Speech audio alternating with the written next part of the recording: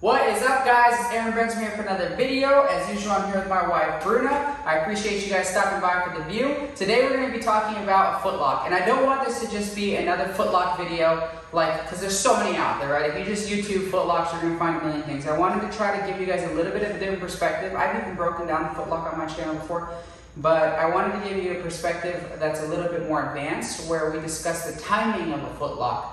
So this isn't going to be about all the braking mechanics and finishing mechanics that you guys may have seen in my previous videos or that you may see in more detailed videos. This is going to be something that you can get quickly, right? And I want to explain the benefit of getting it quickly. But before I do, please take a second to subscribe if you haven't already. We are this close to 10,000 subscribers, and I literally do this because I'm passionate about spreading my jiu-jitsu, and every subscription helps me do that. So please, guys, please hit that little subscribe button. But anyways, let's get into it. So let's assume I have Bruna and Ashi Grami, aka Single Leg X. So if you want to stand up, right? So I'm here.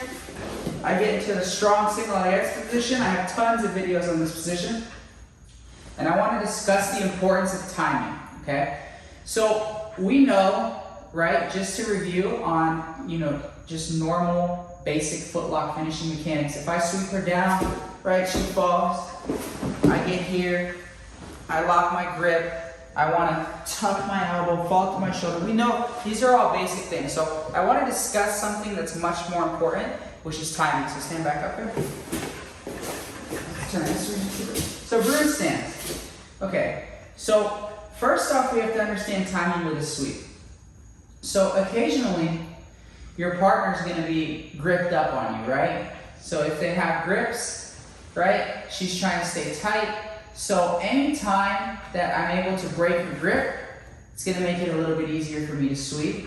And anytime that we can bring our partner forward and they pull back, that's when we want to sweep. So if I can grip her and she tries to break my grip, that's when I would sweep, because her weight distribution goes to her back.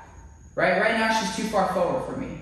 Okay, so even if she has no grips, maybe prior to sweeping, because if Bruna's got good balance, don't fall, and I'm trying to sweep, it's going to be hard if I just continue to try to hip bump sweep her back into a good, strong braking position. But if I pull her forward, and I get an action-reaction going, where I use my hook and my collar, I pull her forward, she straightens up, now I sweep. Now I'm in a good position, right? So that's important to understand, first and foremost, our sweep time. Now, I'm not going to break down the sweep. This isn't about the sweep. So let's imagine I have a good, strong footlock grip, because I already have in mind that I want to test the ability. I want to basically test if she's going to tap or not, right? Pardon me, guys. I want to see, because sometimes with the footlock, I always tell people you can tell pretty quickly if they're going to tap or not. So when you're competing, this is why this is an advanced thing, and it's important, because I personally have lost matches because I'm down on points and I'm being relentless with the footlock. Right? I'm trying super hard to get the footlock and I end up not getting it. So it's important to understand when you can go for it, and if you don't get it, you're in a position to take the sweep, get up and get the points. And that's going to happen with timing. So occasionally, we get into a position where we're in a strong sweeping position, we're able to sweep, and right as we sweep, we notice that her foot naturally comes off of the mat. So we're going to finish again in an unorthodox position because we're capitalizing on timing. So the finish is going to look like this. Let's imagine I kick her forward, she starts to posture up, I sweep, and I finish right here, sitting upright. Now how do I do that? It's because as she falls, there's a little bit of time where this leg gets super light. Naturally, as she's falling, she doesn't have as much control over her leg. Let's move back just a little bit. So as she falls, I use my hook, you can lie back, I use my hook to push her leg so that her toes and her foot comes really tight to me. So let's turn around. So if you guys can see from the back, as I do this, I bring her foot to me. Now this is all happening as she falls. Right as she falls, I take my moment and I do this. Now simultaneously, as I push her foot into me, right, I'm pitching my knees, pushing with my leg, and falling back really hard. And I'm doing this at 150%. To try to get almost like a screen tap. So let's turn again. So I'm going to apply it now. So stand up. I won't break her foot or I'm going to be in a lot of trouble. Yeah, stand up. I'm going to sweep and then apply the footlock. Right? So I'm here. I bring her forward. Then I sweep. And I'm here. All right? I got to go softer. I'm going to get in trouble. But right here I would come and I would just go back, right? So to finish, I'm just pulling back and just getting the foot. I want to get the top of her big toe on my armpit. And again, guys, this is even hard to demonstrate, especially with your wife, because you do it really quickly. I know a lot of my subscribers are people I've trained with, so you guys know this is something I do all the time, and you can do it from more than one place. But the idea is, as soon as you sweep, you apply. And Bruna's actually really good at doing this. She does it to me all the time, so stand back up. So again, whether I'm already in a good sweeping position, I feel like I have her, and yes, you can totally do this one-handed or with your hand on the collar. It doesn't even matter because it happens quick. You can stand upright. I sweep, boom, and I apply. I just go straight for it here. Okay?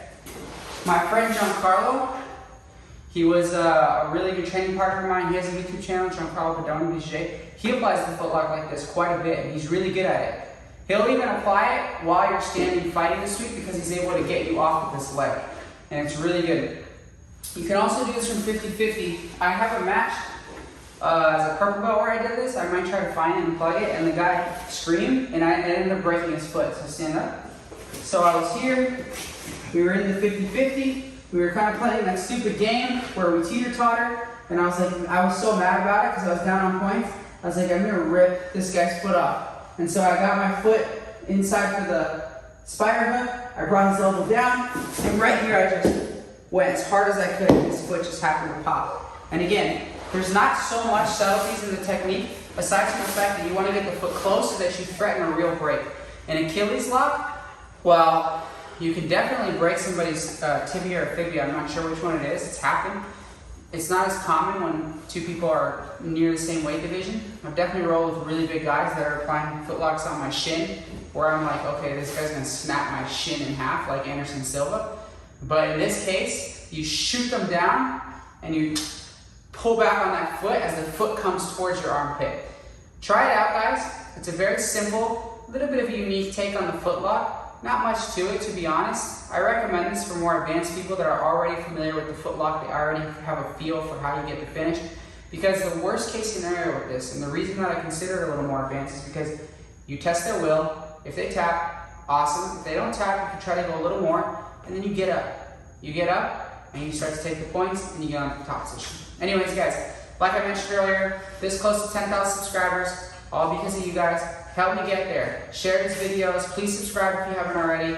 You guys rock. I really appreciate everything. I appreciate my wife, Bruna. Also, guys, thank you so much. Drop a comment below.